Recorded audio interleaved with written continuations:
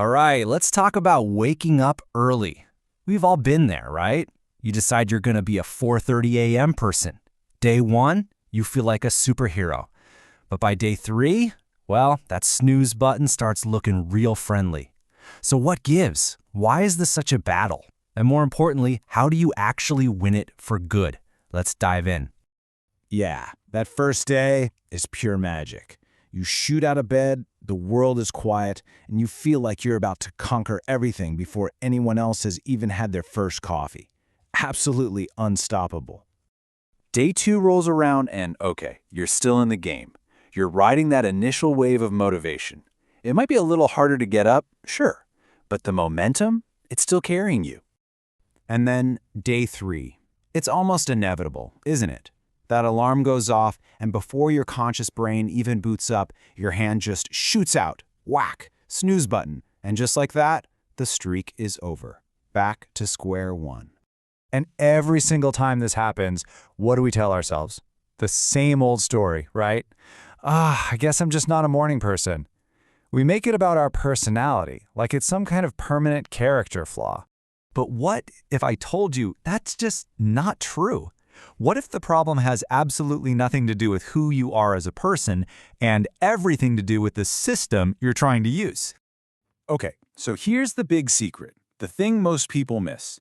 Waking up early has almost nothing to do with motivation or willpower. Seriously.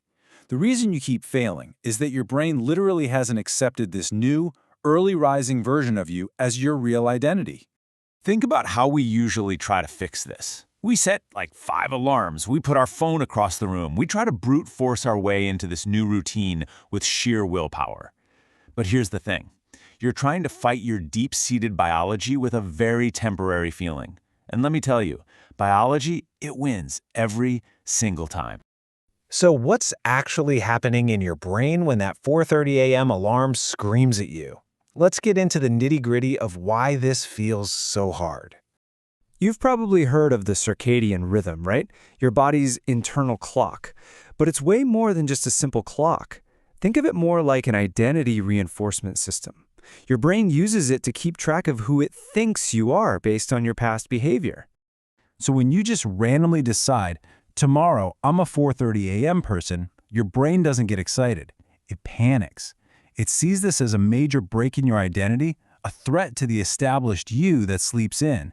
And your brain hates inconsistency. It feels like danger. So what does it do? It slams on the brakes and says, whoa, whoa, whoa, not happening. And this is why just getting one good night's sleep doesn't magically fix everything. You might think you're ready, but your brain is playing a totally different game. It's looking for something else. And here is the absolute key to all of this. Your brain, it doesn't trust your promises. It doesn't care about your New Year's resolutions. It only trusts evidence, cold, hard proof collected over time. It's constantly asking, yeah, but what have you actually been doing? This is where we need a major mindset shift. We have to stop thinking of this as a goal you achieve with willpower. Instead, you need to think of it as an identity you build with a system. It's a subtle but powerful change from saying, I will wake up early, to saying, I am a person who wakes up early.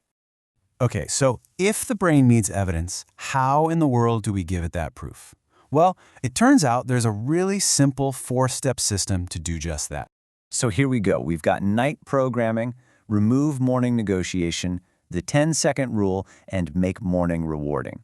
These aren't about forcing yourself awake. They're about systematically rewiring your brain. Let's dig into each one. First up, night programming. And you have to get this straight. The battle for your morning isn't fought in the morning. It's won or lost the night before. You need a consistent, predictable shutdown ritual. Same time, same steps every single night. That consistency is the very first piece of evidence you start feeding your brain. All right, step 2 is an absolute game changer. Remove morning negotiation. Because let's be honest, at 4:30 a.m., your brain is basically a grumpy toddler. It's emotional and not thinking straight. So the biggest mistake you can make is trying to negotiate with it. You have to take all decisions off the table. No debates.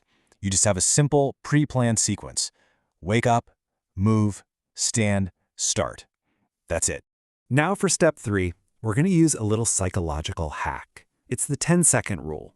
The instant, and I mean the instant your alarm goes off, before you can even have a single thought, you start counting down from 10. And the rule is non-negotiable. You have to be physically moving before that countdown hits 0. Feet on the floor, standing up, something. Why?